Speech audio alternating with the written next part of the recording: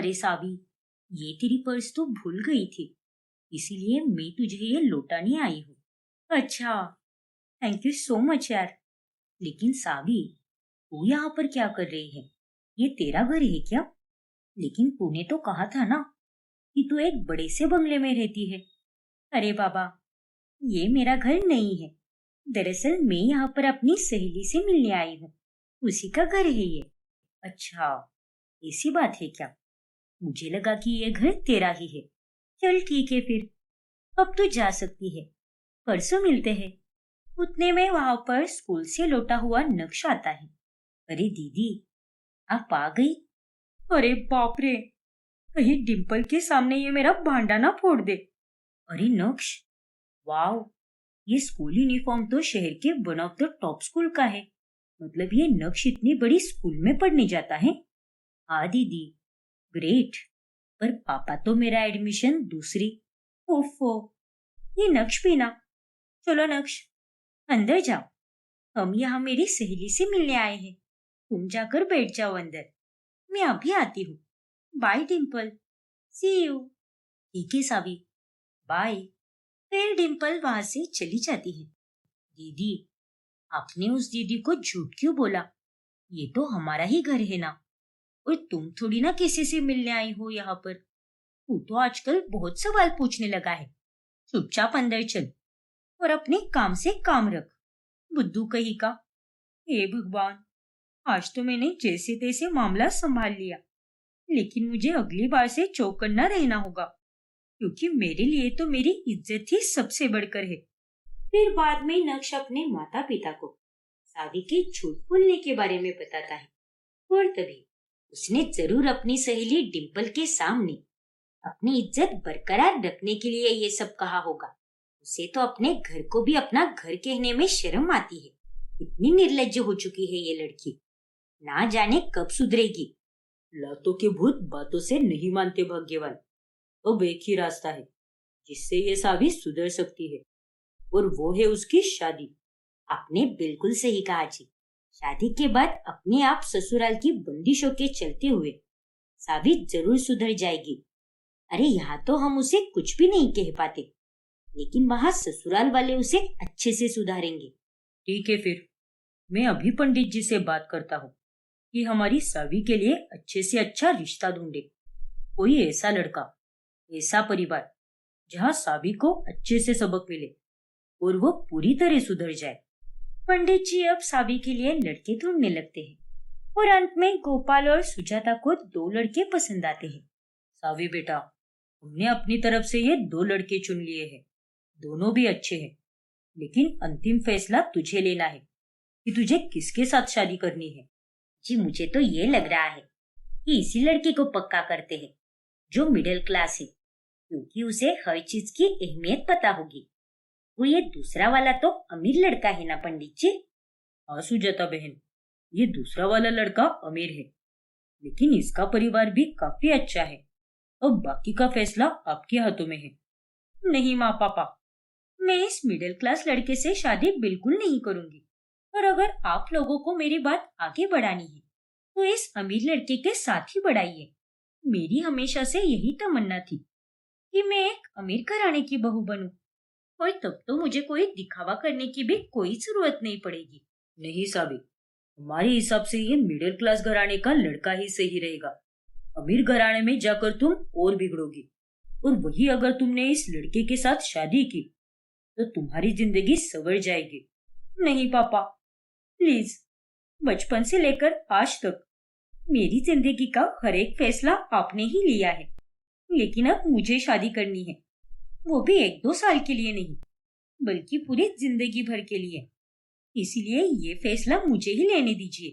और माँ पापा, मैं अगर शादी करूंगी तो वो अमीर लड़के से ही करूंगी, वरना किसी के साथ नहीं करूंगी। क्या? सावी की इस जिद के आगे सुजाता और गोपाल दोनों घुटने टेकते हैं, और उसकी और अमीर लड़के की बात पक्की हो जाती है, जिसके बाद वो लोग शादी भी कर लेते हैं। फिर शादी के बाद जब सावी अपने ससुराल में कदम रखती है, तब वो एकदम हैरान रह जाती है।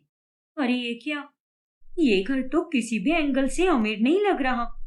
ये लोग तो मिडिल क्लास लग रहे हैं। क्या हुआ सावी, तुम किस सोच में पड़ गई? अरे बहू, अनंत और तुम दोनों अब विवाहित जोड़े हो। अब गृह प्रवेश के बाद तुम्हें पहले एक साथ मंदिर में दिया जलाना होगा और उसी के बाद शादी की सारी रस्में पूरी हो जाएगी। अरे बहू, क्या हो गया तुम्हें? तुम चुप क्यों हो? कुछ नहीं, मुझे यहाँ पर नहीं रहना है।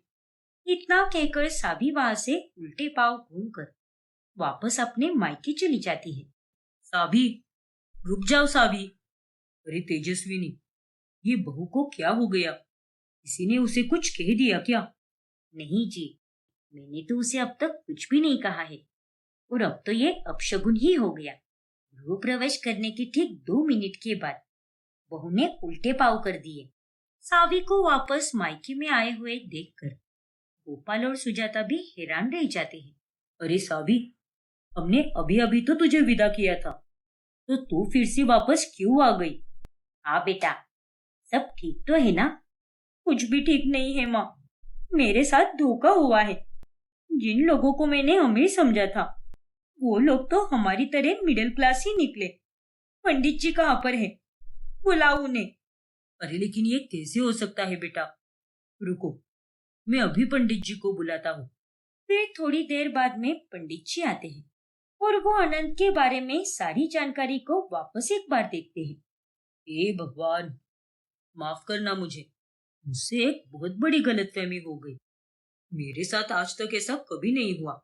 मेरा यकीन मानिए, ये पहली बार ही हुआ है कि मैंने किसी को गलत जानकारी बता दी।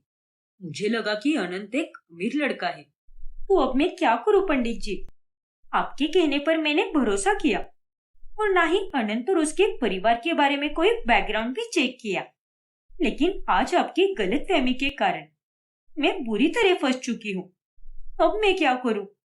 मेरी शादी तो हो गई, लेकिन ये सब आपके कारण हुआ है। अरे कैसे पंडित हो आप? माफ कर दो बेटा। अरे क्या माफ कर दो?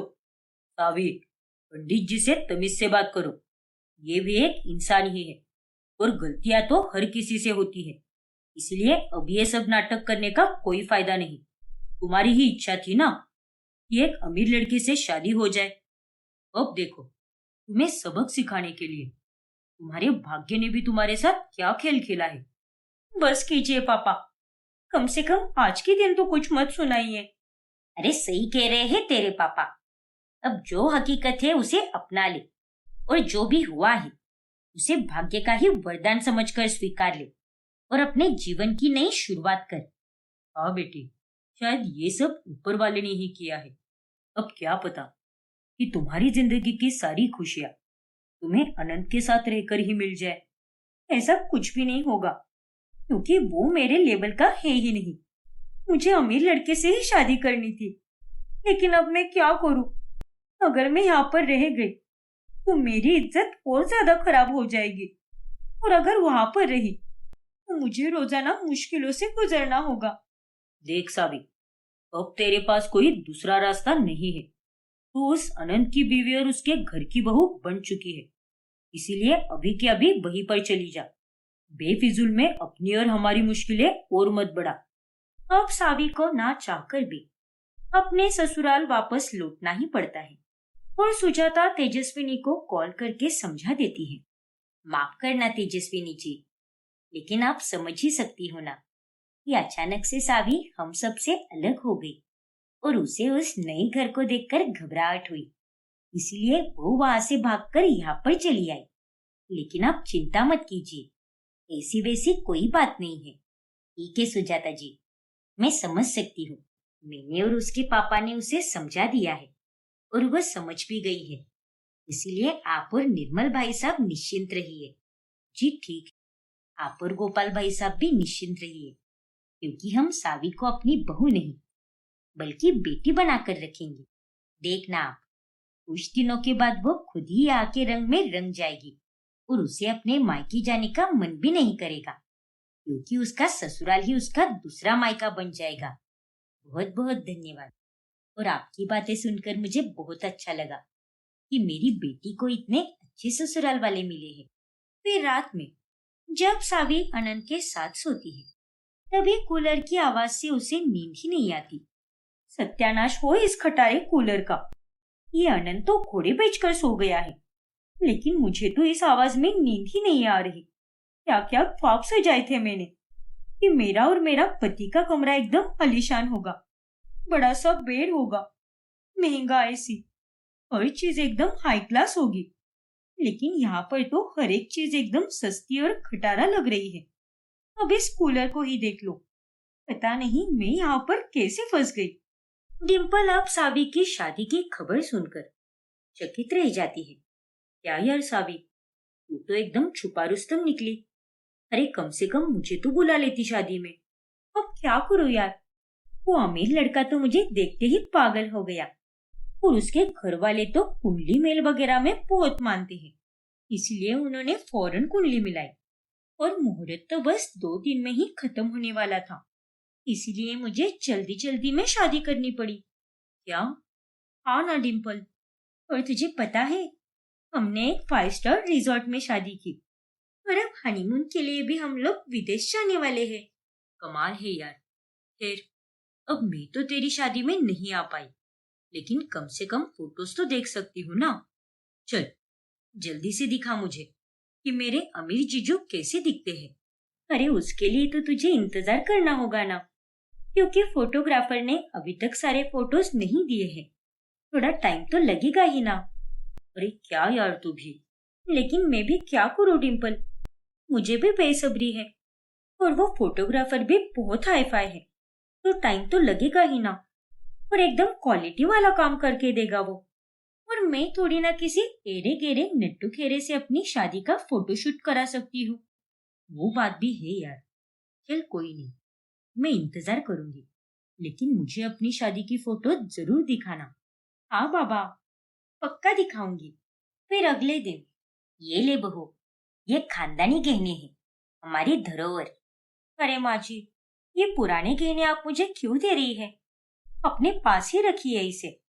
अरे नहीं बहू, ये परंपरा है इस घर की, और ये गहने मुझे मेरी सास ने दिए थे, और अब मैं अपनी बहू यानी तुझे दे रही हूँ, और आगे भविष्य में तू इन खानदानी गहनों को अपनी बहू को देगी। ठीक है माँ जी, धन्यवाद। चल अब मैं मंदिर जा रही हूँ, मेरे आने से पहले तक भोग प्रसाद बना देना। आज तो तुझे काम को छुट्टी है ना, तो शाम का खाना कुछ अच्छे से ही बना देना। ठीक है माँ जी, बना दूंगी मैं। इतना कहकर तेजस्विनी वहां से चली जाती है। पता नहीं ये बुढ़िया मुझे क्या पकड़ा गई है, अब ये ओल्ड फैशन गहने में कैसे पहनूंगी। खैर, अब दिए हैं तो रखने ही पड़ेंगे। चलो काम पर लग जाओ। क्या क्या सपने थे मेरे कि मेरे अमीर ससुराल में मेरे हाथ के नीचे 10-12 नौकर होंगे, लेकिन यहाँ तो मैं खुद ही एक नौकरानी बन गई हूँ। छुट्टी के दिन भी चैन से आराम करने नहीं मिल रहा। लेकिन अब किसे बताऊं मैं भी, मैंने अपने पैरों पर खुद ही कुल्हाड़ी मारी है। फिर कुछ दिनों के बाद सावी और अनंत हनीमून पर चले जाते हैं, और तभी हनीमून के लिए ला ला कर भी कहाँ लेकर आया है मेरा ये गधापति, इतने सस्ते रिसोर्ट में। काश मैं इससे ये शादी तोड़ देती और अपने घर चली जाती, लेकिन इज्जत की खातिर मैं इतना बड़ा कदम नहीं उठा सकती। तभी सावी को डिम्पल का मैसेज आता है, और सावी पहुंच गई पेरिस। लो, इस लड़की को लग रहा है कि मैं पेरिस गई हूँ, लेकिन यहाँ तो मैं ये सड़ी हुई जगह पर आई हूँ। खैर, अब अपनी सोशल मीडिया पर लोगों को दिखाना ही पड़ेगा कि मैं वाकई में पेरिस आई हूँ, वरना लोग मुझे गरीब समझ लेंगे। एक काम करती हूँ, अभी अनंत और मेरी फोटो एडिट करती हूँ, जिसके बैकग्राउंड में पेरिस का आईफिल टावर होगा, और ये देखकर मुझ पर कोई शक नहीं कर पाएगा। फिर सावी फोटोज एडिट करके सोशल मीडिया पर पोस्ट कर देती है, और जाने अनजाने में वो फोटोज अनंत भी देख लेता है, जिसे देखकर वो काफी हैरान होता है। अरे सावी, तुमने सोशल मीडिया पर ये झूठी एडिटेड फोटोज क्यों डाली है? अरे नहीं, मैं तो इसे हाइड करना ही भूल गई। अब मैं क्या करूं? अब आगे क्या होगा जानने के लिए हमारा अगला भाग देखना ना भूलें। और अगर आपने हमारा चैनल सब्सक्राइब नहीं किया है तो अभी सब्सक्राइब कीजिए और बेल आइकॉन दबाना ना भूले। रात होने पर किंजल रचना के कमरे में आती है। भाभी, कल मुझे टिफिन में छोले भटूरे देना, और हाँ, देसी घी का हलवा भी। और 4 बजे टी ब्रेक में खाने के लिए पराठे मिल जाते तो मजा ही आ जाता। नहीं किंजल, मुझे माफ कर दो, लेकिन मैं अब से तुम्हें तुम्हारी पसंद का खाना बनाकर नहीं दे पाऊंगी। क्या? लेकिन क्यों भाभी? क्योंकि माँ जी ने मुझे तुम्हें तला भुना खाना देने से मना कर दिया है, और उन्होंने ये कहा है कि जो घर पर खाना बनता है वही तुम्हें टिफिन में देना चाहिए। क्या? ना बाबा ना, घर पर जो खाना बनता है वो सब खाकर तो मेरी तबीयत और खराब हो जाएगी। मुझे वो हरी सब्जियां और दाल बिल्कुल भी नहीं पसंद। प्लीज भाभी, कुछ तो करो ना। मुझे आपके हाथ का चटपटा और मसालेदार खाना बहुत पसंद है। पता नहीं ये माँ मेरे खाने की दुश्मन क्यों बनी बैठी है। अरे कोई माँ इतनी निर्दयी कैसे हो सकती है भला? मुझे तो अब उन पर बहुत गुस्सा आ रहा है। अब क्या ही कर सकते हैं किंजल, उन्होंने कहा है, अगर मैंने उनका कहना नहीं माना तो वो तो मुझे इस घर से ही निकाल देगी। क्या? माँ इतनी बुरी कब से बन गई भला? मुझे भी कुछ समझ नहीं आ रहा किंजल। भला किसी के खाने पीने में इतनी रोक लगाने से क्या हो जाएगा? और इंसान खाएगा नहीं तो जिएगा कैसे? अब भगवान की कृपा से हमारे पास इतना सब है जिसके चलते हम अपनी पसंद का खाना आराम से खा सकते हैं, और उसमें भी माँ ये सब कर रही है। देखो ना भाभी, अब आप ही कुछ तो करो। ठीक है किंजल, तुम फिक्र मत करो, मैं तुम्हें ये उदास बिल्कुल नहीं देख सकती। माँ जी हर सुबह 8 से 11 बजे तक मंदिर चली जाती है, तो मैं उस दौरान तुम्हारे लिए तुम्हारी पसंद का खाना बनाकर टिफिन में पैक करके दिया करूंगी। इससे तुम भी मन भर कर खा पाओगी, और माँ जी को इस बात की भनक भी नहीं पड़ेगी। थैंक यू सो मच भाभी, आप मेरे लिए कितना कुछ करती हो। और एक मेरी माँ है जिनसे मेरी खुशी बर्दाश्त ही नहीं होती। अब रचना चुपके से किंजल को उसका पसंदीदा जायकेदार खाना बनाकर देती है, और अश्विनी को ऐसा लगता है कि किंजल रोटी सब्जी और चावल ही लेकर जा रही है। चलो अच्छा है, अब जो कुछ भी घर में बन रहा है वही खा रही है वो, वरना इतने दिनों तक बेवजह अपनी खूबसूरती और शरीर को वो बर्बाद कर रही थी। लेकिन किंजल का मोटापा दिन ब दिन बढ़ते ही जाता है। ऐसे ही एक रोज जब वो अपने मंगेतर संदीप ने दिया हुआ ड्रेस पहनने की कोशिश करती है, तभी ओफो, पता नहीं ये ड्रेस मुझे क्यों नहीं आई। लेकिन अब मैं क्या करूं? एक काम करती हूँ, संदीप को ही कॉल करके बताती हूँ। संदीप, तुमने दी हुई ड्रेस मुझे बिल्कुल भी नहीं आ रही, छोटी पड़ रही है। ओ गॉड किंजल, ये तो मैंने तुम्हारे लिए 15 दिन पहले ही खरीदी थी, और तुम्हें पिछली बार मिले मुझे सिर्फ 15 दिन ही तो हुए हैं। तो सिर्फ इतने ही दिनों में तुम मोटी कैसे हो गई? किंजल, तुम्हारी तबीयत तो ठीक है ना? कहीं तुम किसी प्रकार की दवाई वगैरह तो नहीं खा रही ना? अरे नहीं संदीप, वो मैं आजकल कुछ ज्यादा खाने लगी हूं ना, शायद इसीलिए ऐसे हो रहा है। और हाँ, मुझे मोटी मत कहो, समझे ना? मैं मोटी नहीं हूँ, बल्कि थोड़ी चबी हो गई हूँ। लेकिन मुझे अपना ये लुक बहुत पसंद आ रहा है। पहले तो मैं बहुत पतली थी, लेकिन अब ठीक हूँ। नहीं किंजल, ये ठीक बात नहीं है। तुम्हें अपने खाने पीने पे लगाम लगाना होगा।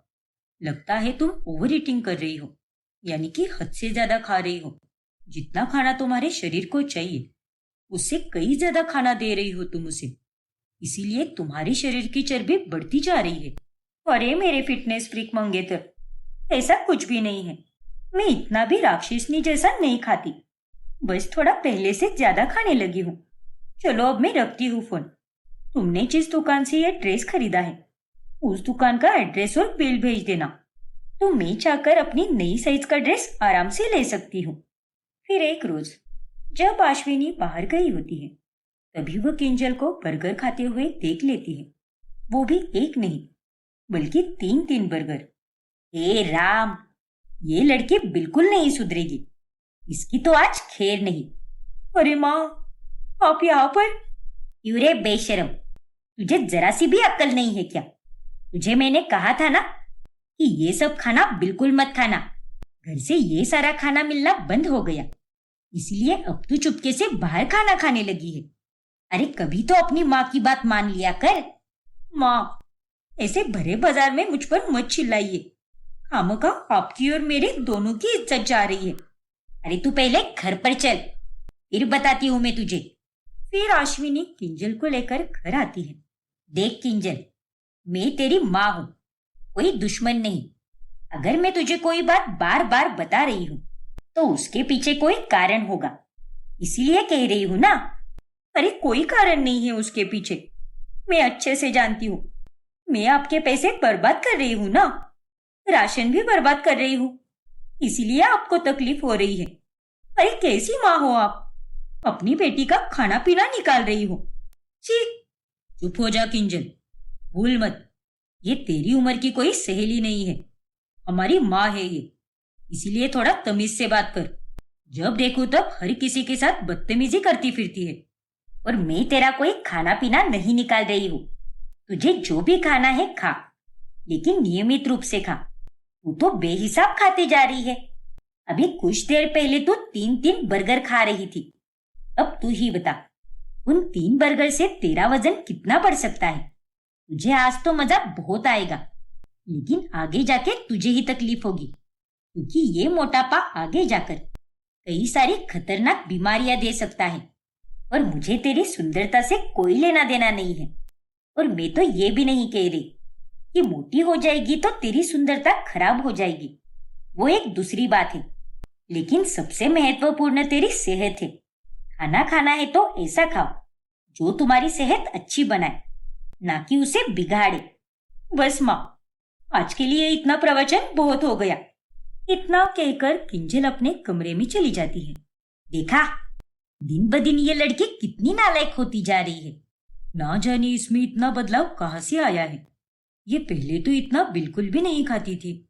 फिर रचना किंजल के कमरे में जाती है तो वह देखती है कि वो गुस्से में ढेर सारी चॉकलेट खा रही है।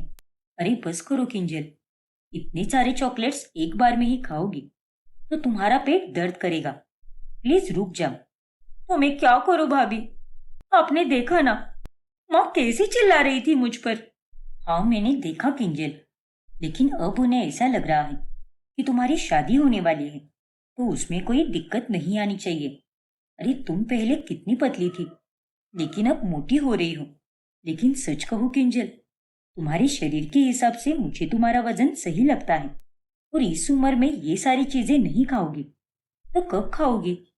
देखा भाभी, आप कितनी समझदार हो, लेकिन माँ और भैया मुझे बिल्कुल भी समझ कर नहीं लेते। उन्हें तो बस मुझे सुंदर बनाना है।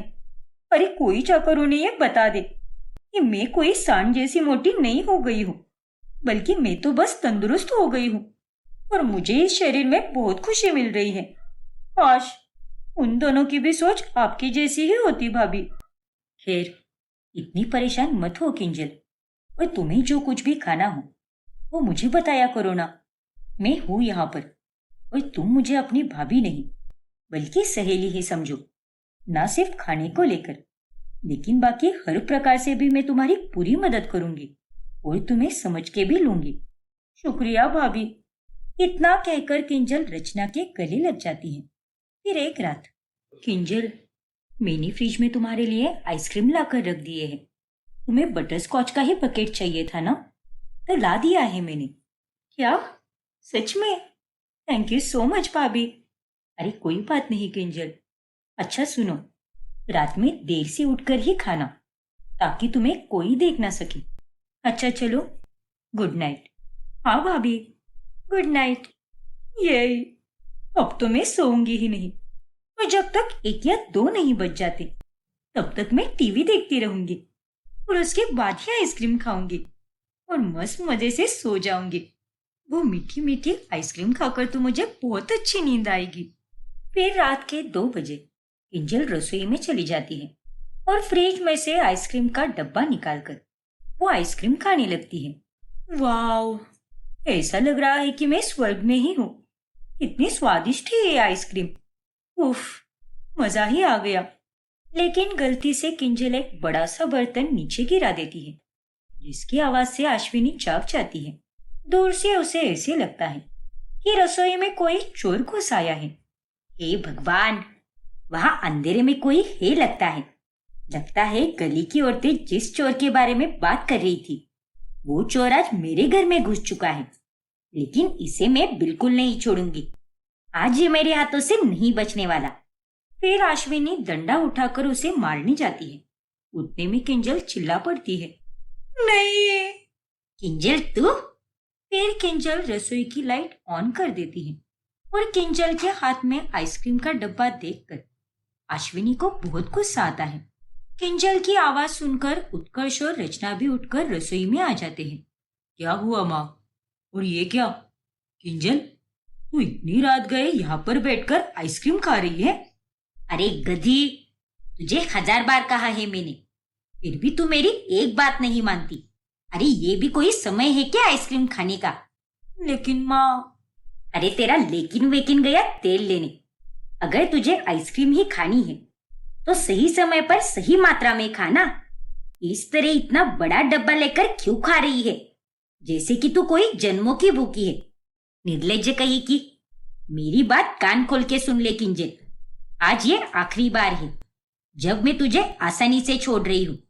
लेकिन अगर आइंदा से तू मुझे इस तरह से कुछ गलत सलत खाते हुए दिखी तो मुझसे बुरा और कोई नहीं होगा। मेरी इस बात को तू गांठ बांध ले। इतना कहकर अश्विनी अपने कमरे में चली जाती है और अब किंजल अपना दुखड़ा लेकर रचना के पास चली आती है। भाभी, मुझे तो कोई समझ ही नहीं आ रहा कि अब मैं क्या करूं। घर में भी माँ मुझे मेरी पसंद का खाना बिल्कुल खाने नहीं देंगी और अब तो बाहर भी उनका खौफ मंडराएगा। देखो किंजल, कल रात को गलती तुम्हारी ही थी। तुम्हें ध्यान देकर खाना चाहिए था ना। खैर, वो सब छोड़ो और अब जो मैं कह रही हूँ उसे ध्यान से सुनो। माँ जी की डांट से बचने का एक ही उपाय है, उनकी नजरों में अच्छा बनो ताकि वो तुम पर कोई शक ना कर पाए।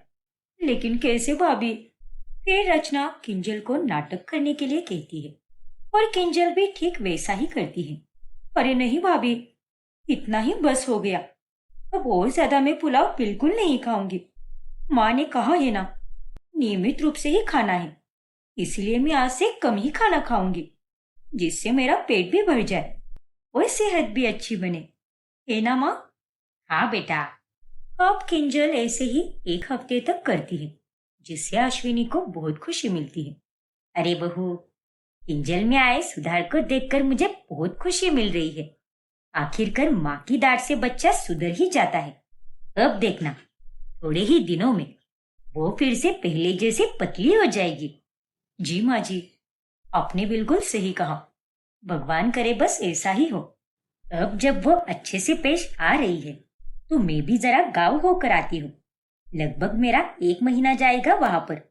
जमीन से जुड़ा हुआ कुछ काम है मेरा, और मेरी चचेरी बहन की बेटी की भी शादी है, तो उसमें भी थोड़े दिन चले जाएंगे। ठीक है माँ जी, आप बेफिक्र होकर जाइए। मुझे पूरा भरोसा है कि किंजल अब सुधरने की राह पर चल रही है और वो आपको निराश बिल्कुल नहीं करेगी। हाँ बहू, लेकिन तू भी उस पर अच्छे से ध्यान देना, ठीक है ना? जी माँ जी, बिल्कुल। अश्विनी अब गांव चली जाती है और इसी बात का फायदा उठाते हुए किंजल अब दिन भर अपनी भाभी से खाने की फरमाइशें करती रहती है। उत्कर्ष ऑफिस से घर आने के बाद सो जाता है और वो घर में अपनी बहन की तरफ इतना ध्यान ही नहीं देता और लगातार ढेर सारा खाना खाकर किंजल अब पहले से भी काफी ज्यादा मोटी हो जाती है। और जब 1 महीने बाद अश्विनी घर आती है तभी, हे भगवान, किंजल, तू मेरी ही बेटी है ना? अरे तेरे सामने तो भैंस भी शर्मा जाए। अरे तू इतनी मोटी कैसे हो गई रे? अश्विनी का सर अब चकराने लगता है और वो अब वही गश खाकर गिर जाती है। अब आगे क्या होगा जानने के लिए हमारा अगला भाग देखना ना भूले। और अगर आपने हमारा चैनल सब्सक्राइब नहीं किया है तो अभी सब्सक्राइब कीजिए और बेल आइकॉन दबाना ना भूले। रितु के माता पिता को देखकर उसकी सारी सहेलियां डर के मारे दुम दबाकर भाग जाती हैं और फिर मुकुंद रितु को एक जोरदार थप्पड़ लगाता है और उसे खूब सुनाता है। ये सब क्या नाटक चल रहा था यहाँ पर? शराब पीते हुए तुम्हें शर्म नहीं आई क्या? अरे वो तो अच्छा हुआ कि जिस काम के लिए हम दोनों गांव जा रहे थे वो काम रद्द हो गया, वरना इस मूर्ख लड़की की ये घिनौनी नौटंकी के बारे में हमें कभी पता नहीं चलता। माफ कीजिए माँ पापा, वो मैं ना। तू तो अब चुप ही बैठ। पता नहीं इतनी नालायक कैसे बन गई तू। आज से इसका बाहर जाना बंद। फोन भी ले लो इसका। इसकी सारी फालतू की सहेलियों ने ही इसे बिगाड़ कर रखा है। क्या? नहीं पापा, प्लीज ऐसा मत करो।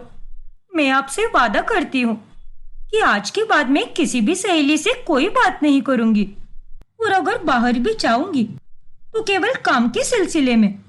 अब मैं आपको एकदम सुधर के दिखाऊंगी। प्लीज माँ, पापा को समझाइए ना। नहीं, वो बिल्कुल सही कह रहे हैं। अरे एक बार तो मैं दूसरों की बेटी पर भी भरोसा कर सकती हूँ, लेकिन तुझ पर तो बिल्कुल भी नहीं, क्योंकि तूने आज तक जो भी बोला है उसका तूने उल्टा ही किया है। और अब से तो घर पर ही पड़ी रहेगी और घर का काम करेगी। और नंदिता, कल ही पंडित जी से मिलने जाएंगे हम, और उनसे कहेंगे कि रितु के लिए लड़का ढूंढना शुरू कर दे, क्योंकि अब बहुत हो गया है। इसकी शादी कराकर इसे ससुराल ही भेज देंगे हम। वही जाकर ये ठीक से सुधर जाएगी। क्या? मेरी तन्वी से सारा काम नौकरानी की तरह करवा रही थी ना, फिर भी उस बेचारी ने उफ तक नहीं किया।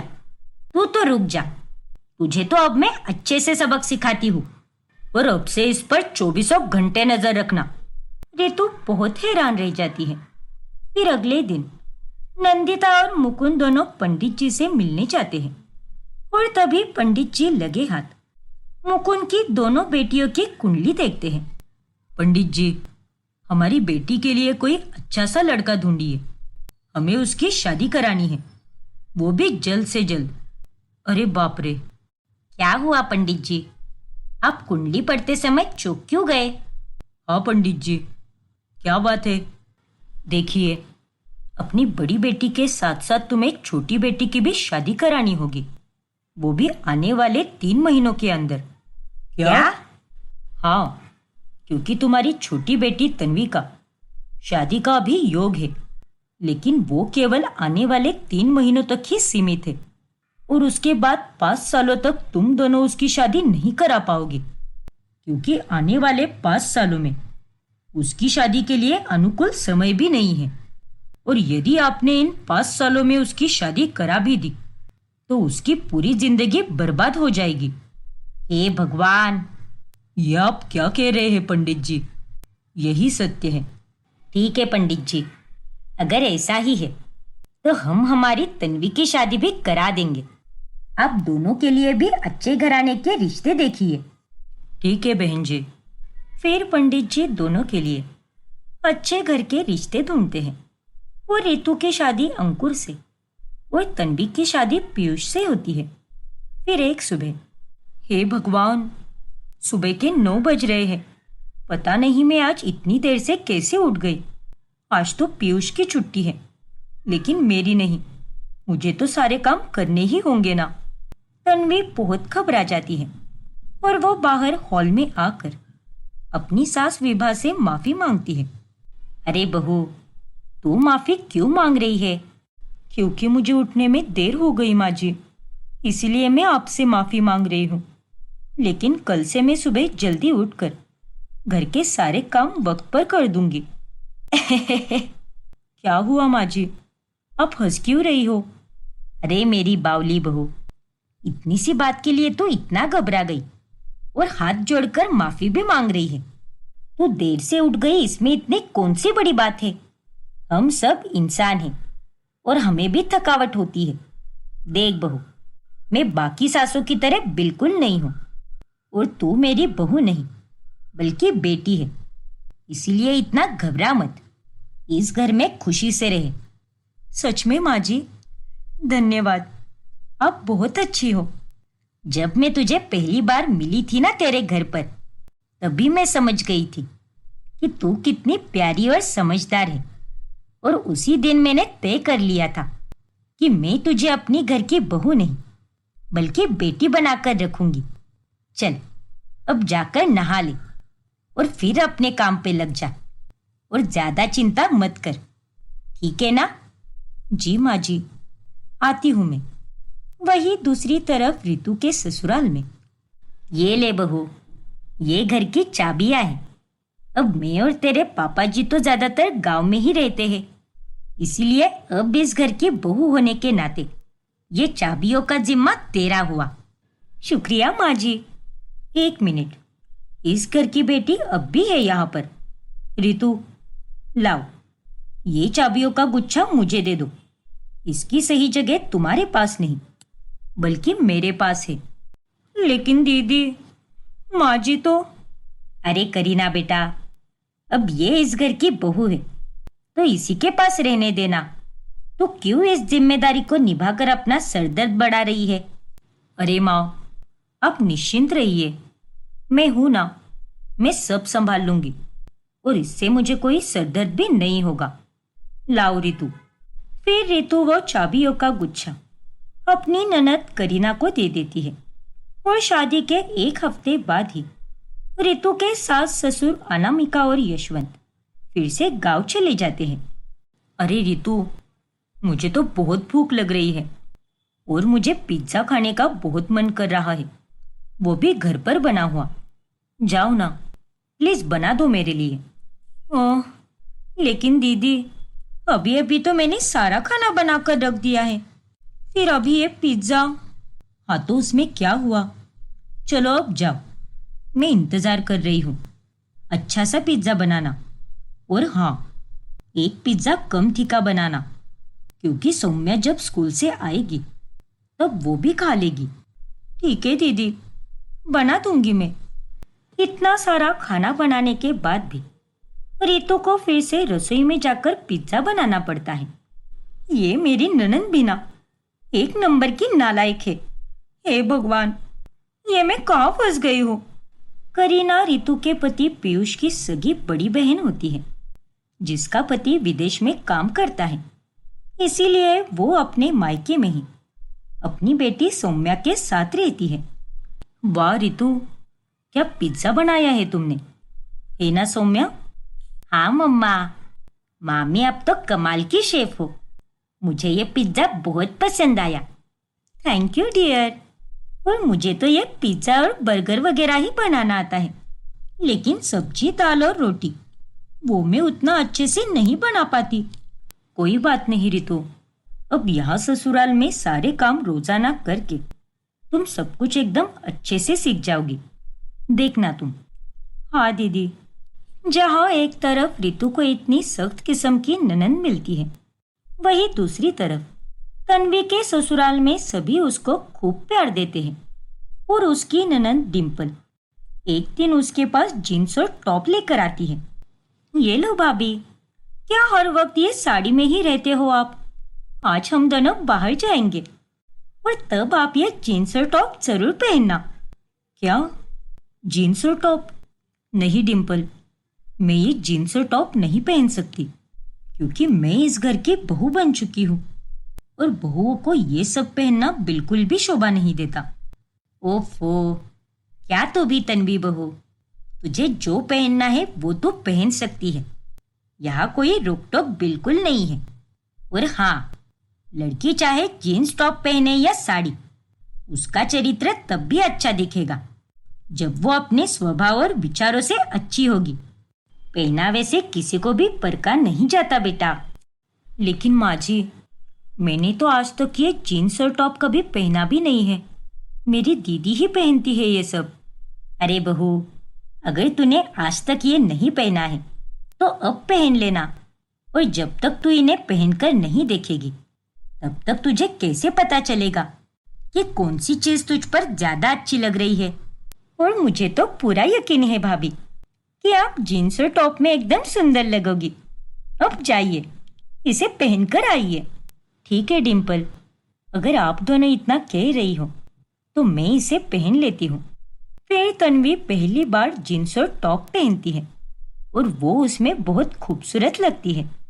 वहीं दूसरी तरफ जब रितु अपने ससुराल में मॉडर्न कपड़े पहनती है तभी, अरे रितु, ये तुमने क्या पहना है? अभी के अभी अपने कमरे में जाओ और इन कपड़ों को बदलकर साड़ी पहनो।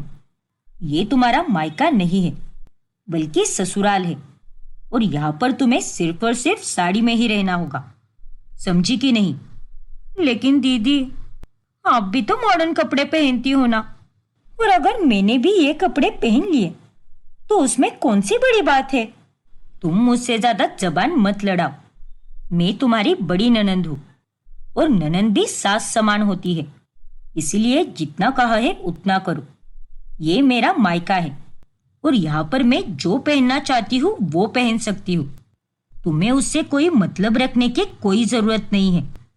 अब रितु को ना चाहकर भी साड़ी पहननी पड़ती है और वो अपनी ननंद से अब धीरे धीरे काफी परेशान होने लगती है। फिर रात में जब अंकुर काम से लौटकर घर आता है तब रितु उसे सब बता देती है। अब मैं भी इसमें क्या कर सकता हूँ रितु? दीदी मुझसे उम्र और रिश्ते में दोनों में बड़ी है और उनके आदेश का पालन करना तो हमारा फर्ज है ना। अरे ये तुम क्या कह रहे हो अंकुर? हाँ रितु, चलो अब जल्दी से मेरे लिए खाना लगा दो, बहुत जोरों की भूख लगी है मुझे। इतना कहकर अंकुर फ्रेश होने चला जाता है। ये अंकुर भी ना अपनी ही दीदी के सामने भीगी बिल्ली बन जाता है।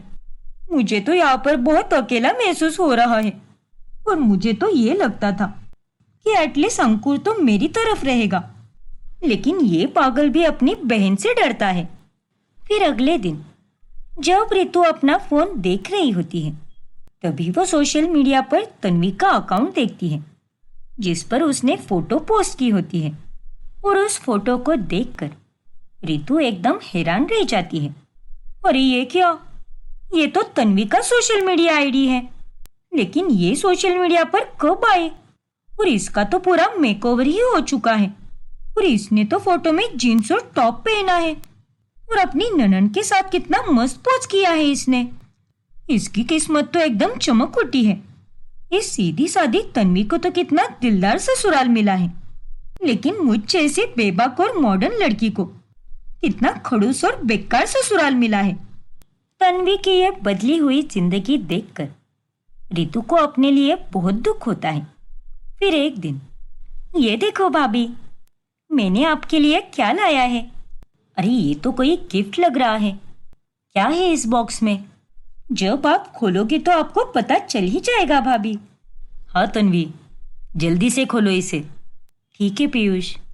फिर जब तन्वी उस गिफ्ट बॉक्स को खोलती है तभी उसमें हीरे के झुमके होते हैं और वो देखकर उसके होश उड़ जाते हैं। अरे ये क्या? ये तो हीरे के झुमके हैं। हाँ भाभी, ये झुमके मैंने आपके लिए लाए हैं। क्या बात है डिम्पल, इसका डिजाइन तो काफी सुंदर है। हाँ डिम्पल, और ये डिजाइन तन्वी पर बहुत सुंदर लगेगा। लेकिन उसे देखकर तन्वी की आंखें नम हो जाती हैं। तुम्हारा बहुत बहुत शुक्रिया डिम्पल, लेकिन इतने महंगे झुमके लाने की क्या जरूरत थी?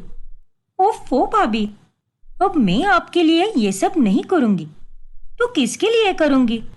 आपको तो मैंने शादी का कोई तोहफा नहीं दिया था ना, तो आप इसे मेरी तरफ से शादी का तोहफा समझकर रख लीजिए। ये तो बहुत ही सुंदर है डिम्पल। मेरी दीदी ने भी आज तक मुझे इतना प्यार कभी नहीं दिया जितना तुमने मुझे पिछले कुछ ही दिनों में दिया है। और तुम मेरी ननंद नहीं बल्कि बहन से बढ़कर हो डिम्पल। अरे क्या भाभी, आप भी, हम दोनों बहनें ही तो हैं। फिर तन्वी डिम्पल को गले लगाती है। फिर ऐसे ही एक रोज जब अंकुर और रितु दोनों रात में लॉन्ग ड्राइव पर जा रहे होते हैं तभी करीना उन्हें रोक लेती है। अरे रुक जाओ अंकुर, सौम्या को भी अपने साथ लेकर जाओ। ये भी घर पर बैठकर बोर हो चुकी है, उतना ही बाहर तुम दोनों के साथ घूम आएगी। पर दीदी, अरे क्या परवर, चुपचाप लेकर जाओ मेरी बेटी को। हर बात में बस तुम्हें परवर ही करना होता है, बेवकूफ कहीं की। अरे दीदी, आप चिंता मत कीजिए। चलो सौम्या, हम लोग घूमी घूमी करके आते हैं। यही मामा, मुझे ना बटर स्कॉच वाली आइसक्रीम खानी है। आप दिलाओगे ना मुझे? हाँ हाँ बिल्कुल, मेरी सौम्या को जो भी चाहिए ना वो सब मामा दिलाएंगे। चलो, अब अंकुर और रितु को ना चाहकर भी सौम्या को अपने साथ लेकर जाना ही पड़ता है, जिस कारण रितु को करीना पर बहुत गुस्सा आता है। अब आगे क्या होगा जानने के लिए हमारा अगला भाग देखना ना भूलें। और अगर आपने हमारा चैनल सब्सक्राइब नहीं किया है तो अभी सब्सक्राइब कीजिए और बेल आइकन दबाना ना भूलें